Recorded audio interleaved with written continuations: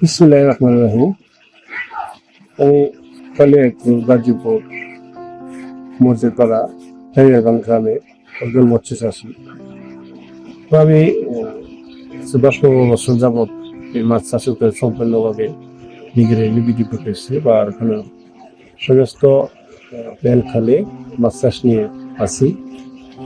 তো এই মাছ চাষ করতে গেলে আমাদের অনেক দিকেই আমাদের চিন্তা ভাবনা ক্ষেত্রে কাজ করতে হয়।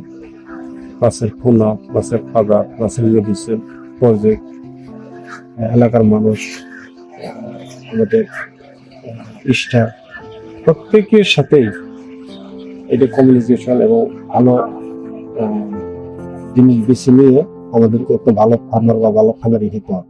তার মধ্যে অত্যন্ত গুরুত্বপূর্ণ একটা পার্ট হচ্ছে ফিড এবং পোনাটা আসলে আমরা মোটামুটি বিভিন্ন গবেষণার মাধ্যমে ভালো পোনা পাইতেছি। বিভিন্ন কোম্পানি আমাদেরকে দেয়, তেমনি বিভিন্ন কোম্পানি আমাদেরকে রেডি ফিড দেয়। এই রেডি ফিডের জিনিস আমাদের লাভ কষ্ট অনেক বেশি। রেডি ফিডের মাধ্যমে আমরা আমাদের জমি থেকে অনেক অধিক উৎপাদন সম্ভব। কারণ স্বাভাবিক মাছ চাষ করলে খবর না খাওয়ানো আমাদের উৎপাদন অনেক কম থাকে। ন্যাচারাল লাগতেছে অধিক উৎপাদন করতে গেলে আমাদেরকে ভালো ফিড কম। এই আশায় আমরা ভালো ফিড পাবো, মাছ চাষ করে অধিক উৎপাদন করে থাকি। কিন্তু গত প্রায় 10-15 বছর চাষের অভিজ্ঞতায় শুরু থেকে আমি ভালো পোনা, ভালো ফিড মাধ্যমে চাষ করে খুব ভালো সফলতায় অর্জন করেছি বা আগিয়ে গেছি।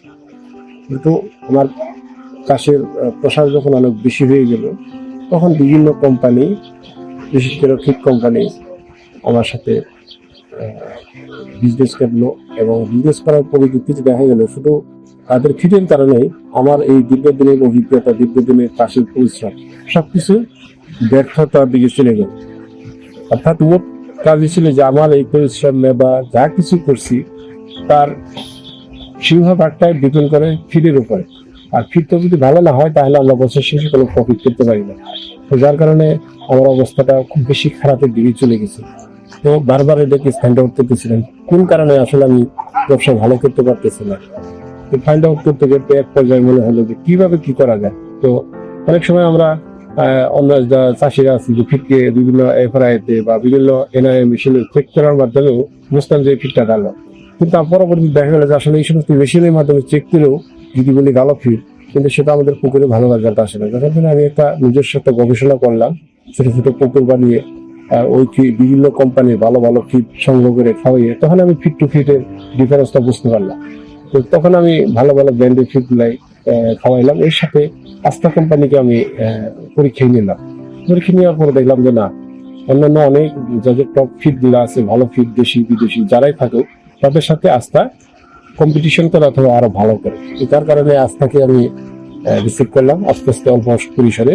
নেওয়ার পর আস্তে আস্তে আস্তে আস্তে আমি আবার সেই পূর্বের অবস্থায় মনে হচ্ছে ফিরে যাচ্ছি এবং আস্থার এই ফুডের রেজাল্টের কারণে আমার অন্যান্য যত পরিশ্রম সার্থক হতে যাচ্ছে। আশা করি যে এখন থেকে আমার চাষে আমি নতুন সম্ভাবনা দেখতেছি এবং ভালো করতেছি এবং মানে অল্প সময়ে অল্প জমিতে অধিক উৎপাদনের করতেছি এবং এসে আরো বেশি ভালো করার আশা করতেছি। ধন্যবাদ।